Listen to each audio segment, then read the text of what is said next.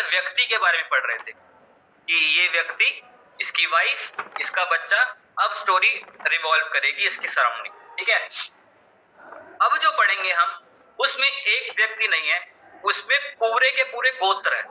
ठीक है जी, बाइबल में कितने गोत्रों का नाम लिखा गया है? 12 गोत्र। 12 गोत्र। ठीक है जी, मतलब 12 ट्राइब्स। और वो ट्राइब्स किसकी थी?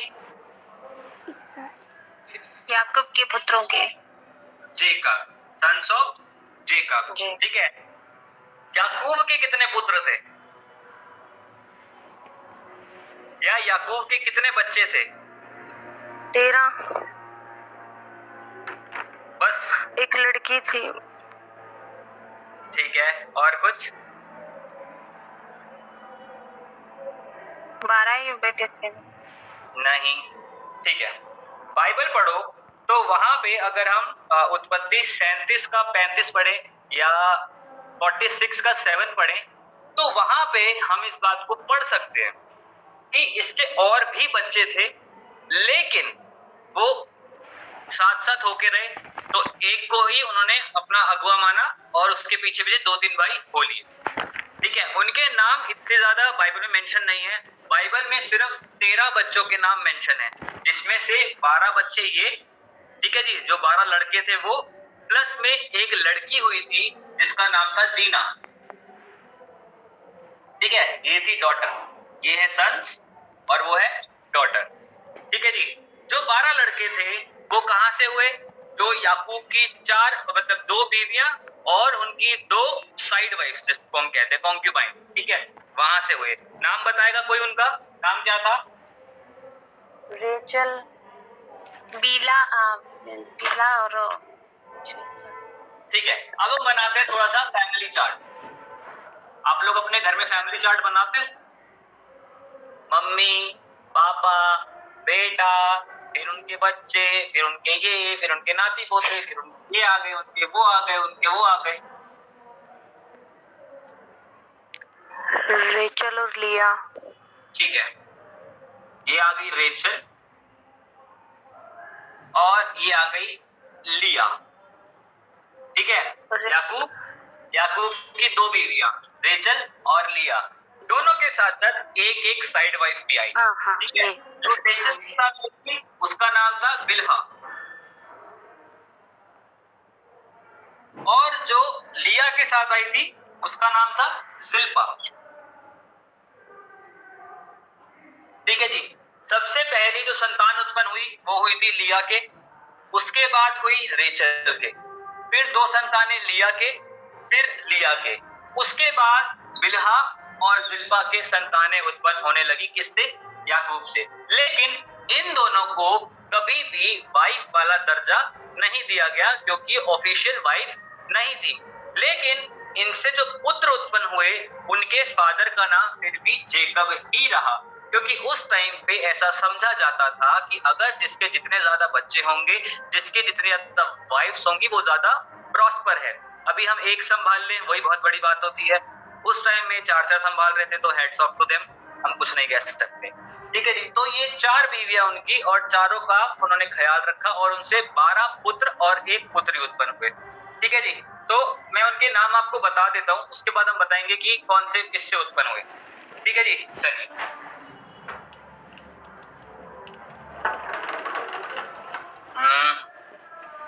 तो पहला बेटा, मैं यहीं पे लिख रहा हूं, जो पहला बेटा उत्पन्न हुआ उसका नाम था रूबेन। ठीक है, आप चाहो तो लिख लो, नहीं तो बाइबल में ढूंढना चाहो तो ड्यूट्रोनॉमी 27 उसका 12 से 13, व्यवस्था विवरण 27 का 12 और 13 में ये सबके नाम लिखे गए हैं। ठीक है जी, जो लिया से सबसे पहले उत्पन्न हुए वो था रूबेन, उसके बाद सिमोन, उसके बाद आया लेवी। लेवी 3rd नंबर का पुत्र था और बाइबल तीसरे नंबर को बहुत महत्व देती है। ठीक है, त्रिएक परमेश्वर, 3 दिन वो मछली के मुंह में रहा, 3 दिन यीशु मसीह रहे नरक में, मतलब सॉरी हेल में जाके उन्होंने सब कुछ काम किया।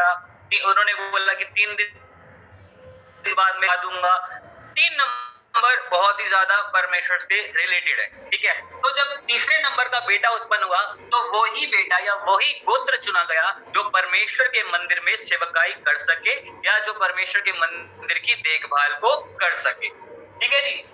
उसके बाद आया जूदा, यहूदा जिसको कहते हैं, जिसका आजकल एक सॉन्ग भी है, यहूदा का शेरे बब्बर, ठीक है जी। तो वो यही वाला है, जूडा। उसके बाद आया इसाकार, उसके बाद आया जेबुलून। मेरी हिंदी सही नहीं है इसलिए मैं हिंदी में नहीं लिखता, I am really very sorry, ठीक है। फिर परमेश्वर ने किसकी कोख खोली? रेचल की। रेचल के सिर्फ 2 ही पुत्र उत्पन्न हुए, जोसेफ और बेंजामिन, जिसको हिंदी में कहते हैं बिन्यामीन। और ये दोनों बच्चे जो याकूब था उनको बहुत प्रिय थे, और यूसुफ ही वो व्यक्ति था जिसको फेंक दिया गया, अयोग्य जाना गया, ठीक है। अब इसको अयोग्य क्यों जाना गया? पहली बात, थोड़ा सा पीछे आ जाओ स्टोरी में। तो पहले रेचल की वजह से लिया को अयोग्य जाना जाता था, याद है?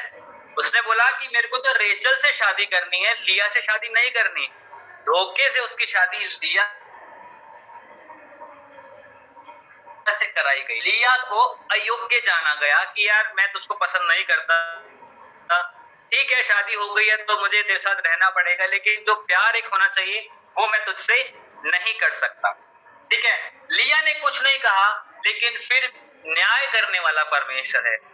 जो ये सारे पुत्र उत्पन्न हुए, सब ने जोसेफ से बैर रखा, सब ने जोसेफ को अयोग्य जाना। तो क्योंकि पहले इसके कारण इसको अयोग्य जाना, इसके कारण इसके पुत्र को अयोग्य जाना गया।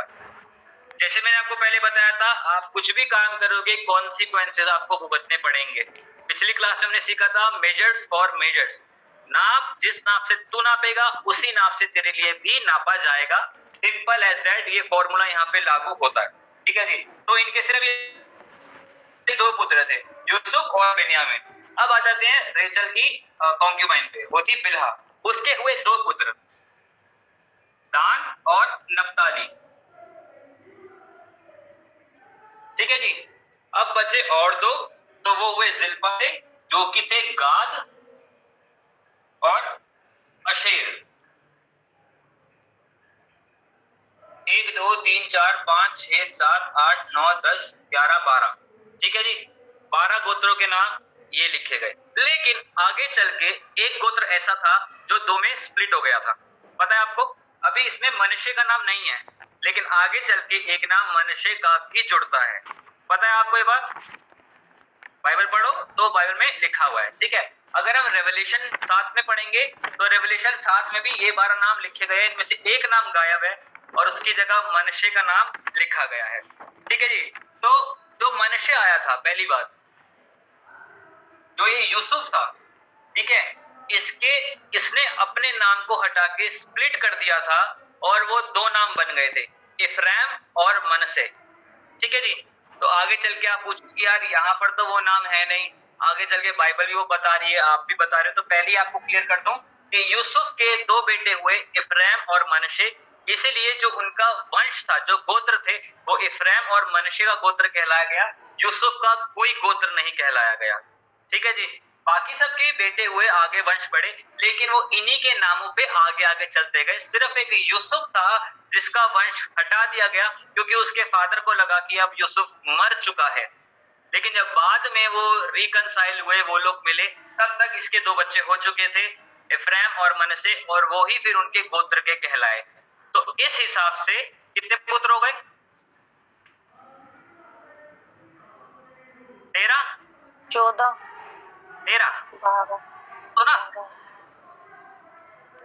यूसुफ हटा दो, यूसुफ की जगह पे 13 पुत्र हो। लेकिन बात कितना की करी जाती है यहाँ पे? कितनों की बात होती है? 12 की 12 की बात होती है ना, लेकिन मैंने तो यहाँ पे 13 लिखवा दिया आपको, मैंने तो गलत सिखा दिया आपको। अब क्या करोगे आप? क्वेश्चन पूछना चाहिए ना आप लोगों को कि 13 आ गए तो 12 कैसे हुए? इसकी कैलकुलेशन को क्यों आपने गलत कर दिया? बाइबल हमें यहाँ पे 13 गोत्रों के नाम बता रही है और आगे चल के आप हमें 12 बता रहे हो, या बाइबल 12 बता रही है, आप 13 बता रहे हो। तो कैसे हुआ? कई जगहों पे इसी को एक गोत्र माना गया है। आगे चल के बाइबल में कई जगहों पे सिर्फ इफ्राइम का नाम आया है, कई जगहों पे सिर्फ मनश्शे का नाम आया है, ठीक है। और आगे चल के ऐसा ही हो कि वो 12 गोत्रों में ही डिवाइड हो गए, ठीक है। मैं आपको पढ़ाऊंगा कि वो 12 क्यों हो गए। अभी के लिए हम इन 12 के नाम आप चाहो तो नोट कर लो, अगर नोट नहीं भी करें तो कोई दिक्कत वाली बात नहीं है, बाइबल में लिखे हुए हैं। सिर्फ समझने के लिए कि 1 2 3 4 औरतों से ये 12 पुत्र उत्पन्न हुए, और दीना किससे उत्पन्न हुई ये अभी तक कोई पता नहीं है मेरे को, ठीक है। चलो, जब हम कुरान में देखते हैं तो कुरान के अंदर भी इन 12 गोत्रों के नाम शामिल हैं। कुरान भी हमें बताती है कि हजरत याकूब के या हजरत इजराइल के 12 गोत्र उत्पन्न हुए। अगर आप उसमें से पढ़ना चाहते हैं तो आप पढ़ सकते हैं सूरा 7 वर्स 160, गूगल करके पढ़ना चाहो तो आप पढ़ सकते हो, कोई ऐसी कोई दिक्कत वाली बात नहीं है। तो कुरान इस बात को बताती है कि मूसा के समय से पहले जो इजराइल था वो 12 भागों में बट गया था, ठीक है। और वो 12 भाग यही थे, आप चाहो तो कुरान के अंदर भी यही नाम मिल जाएंगे आपको, आप पढ़ सकते हैं, कोई ऐसी दिक्कत वाली बात नहीं है, ठीक है। तो अब से लेके ये जो 12 लोग हैं, अब से लेके पूरी बाइबल, मतलब नया नियम, सॉरी पूरी बाइबल नया नियम, इन्हीं 12 लोगों के आजू बाजू घूमता रहेगा। अगर आप बाइबल पढ़ोगे तो आपको पता चलेगा कि हर गोत्र का एक अलग अलग काम था, हर गोत्र एक अलग स्पेसिफिक रीजन के लिए चुना गया था, और हर गोत्र दुनिया के अलग अलग कोने में जाके बसा था, ठीक है। वो कब बसा था वो बाद में बसा था, लेकिन अभी जब ये 12 के 12 गोत्र निकले थे तो मूसा के समय तक आते आते सब के सब गुलाम बन गए थे। कैसे गुलाम बने थे?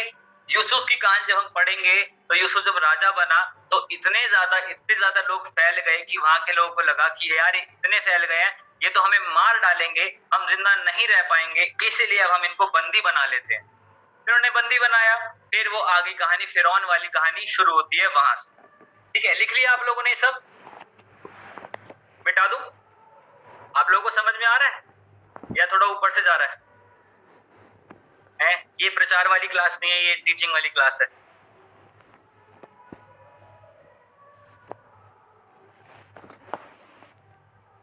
जैसा हम लोग बाइबल में पढ़ते हैं कि बाइबल के हर नाम का एक मतलब होता है, ठीक है जी।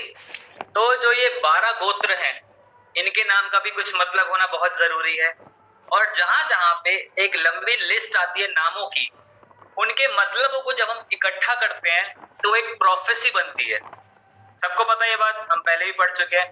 वैसे ही जब इन 12 लोगों के बारे में पढ़ेंगे तो वहां पर भी एक प्रोफेसी बन रही है जो बताती है कि एक मसीहा आने वाला है जो हमारे लिए अपॉइंट किया गया है, जो हमारे लिए चुना गया है, और जिस क्षण वो आएगा वो अपने आप को हमारे लिए दे देगा, और उसके कारण हमें शिफा मिलेगी, चंगाई मिलेगी, डिलीवरेंस मिलेगी, और हम अपने बाप से मिल पाएंगे, ठीक है जी। तो ये प्रोफेसी बनती है, मैं आपको लिख के सब बताऊंगा, दिक्कत करने वाली कोई बात नहीं, ठीक है जी। तो अब मैं जैसे मैंने नाम लिखे थे एक एक करके वही लिखूंगा, उसके मीनिंग साथ साथ लिखूंगा, तो आप जल्दी से नोट कर लेना, ठीक है जी। और ये जो लिख रहा हूं मैं नाम, ये जेनेसिस 30 के अकॉर्डिंग लिख रहा हूं अभी, ठीक है। बाइबल में 3-4 जगहों पे गोत्रों के नाम लिखे गए हैं, जेनेसिस 30 और ड्यूटरोनोमी 27, रेवलेशन 7, और एक जगह पे और लिखा है, मुझे याद नहीं आ रहा, ठीक है जी। तो मैं लिख रहा हूं, आप इसको लिखें, ठीक है जी।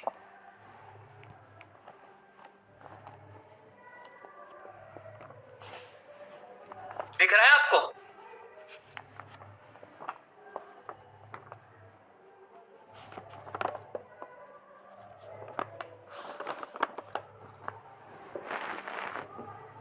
Behold a son, देखो एक पुत्र,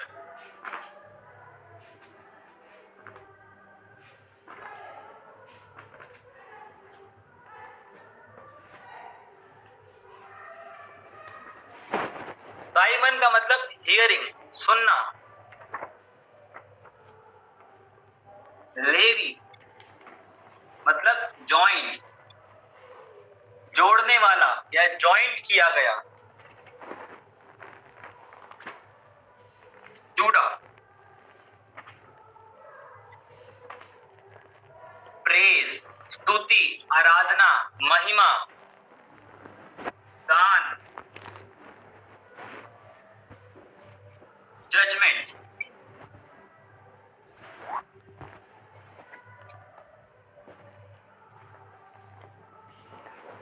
नप्ताली,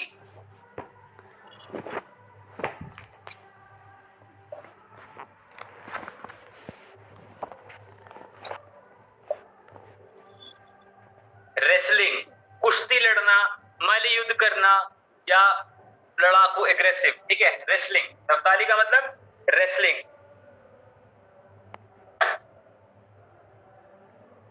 गाद,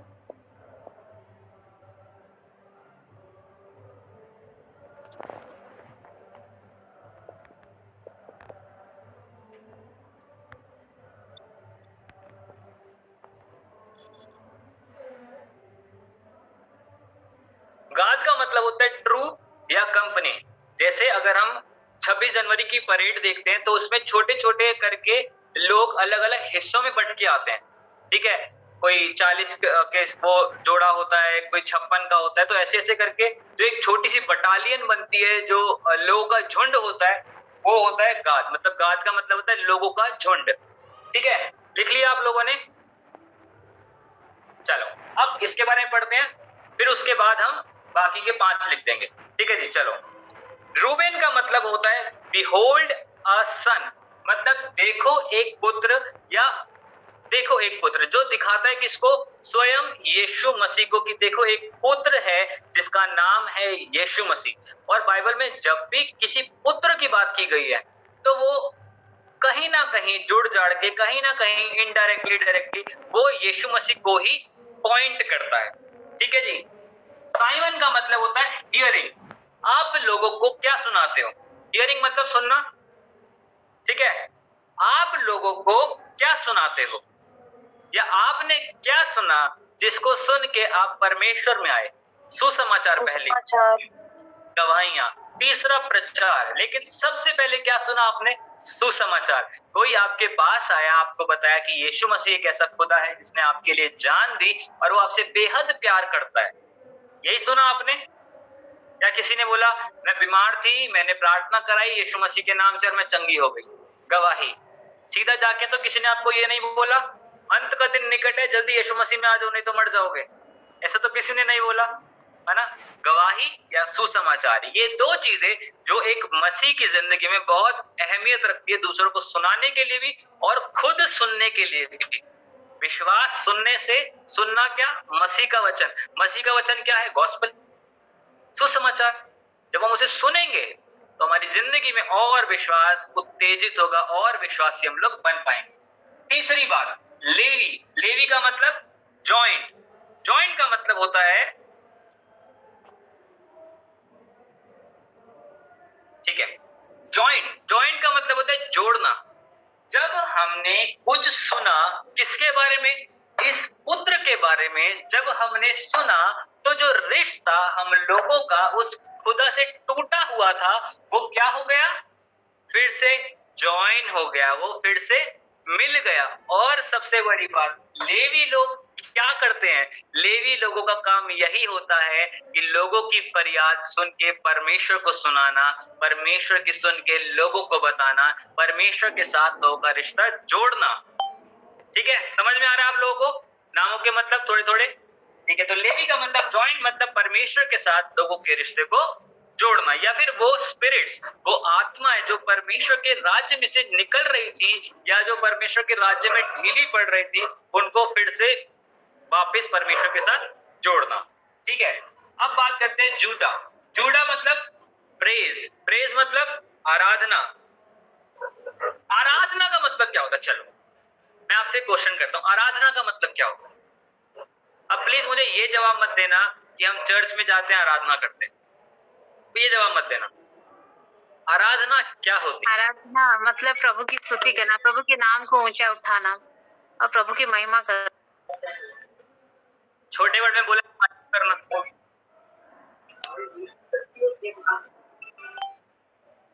ये तारीफ करना ही हुआ ना। निशा सिस्टर, आपने सूट बहुत अच्छा पहना है आज। मैं आपकी क्या कर रहा हूँ? प्रेज। आपकी क्या कर रहा हूँ? तारीफ। मुझे आपका चश्मा बड़ा अच्छा लगा। मेरा चश्मा मुझे अच्छा नहीं लग रहा, आपका चश्मा अच्छा लग रहा है। क्या है ये? प्रेज करना, तारीफ करना। और तारीफ कब करते हैं? जब हमें कुछ अच्छा लगता है ना। किसी ने, आपने सब्जी बनाई, राजमा बनाए, राजमा में नमक बहुत ज्यादा हो गया, तारीफ निकलेगी? छोटी तारीफ तो निकल सकती है, वाह सिस्टर जी इतना बढ़िया खाना आपने बनाया। मन में अरे यार क्या बना दिया, खाया भी नहीं जा रहा, 2 चम्मच अंदर नहीं जा रहे। लेकिन जो चीज हमें पसंद आती है, हम उसकी क्या करते हैं? प्रशंसा करते हैं, उसकी क्या करते हैं?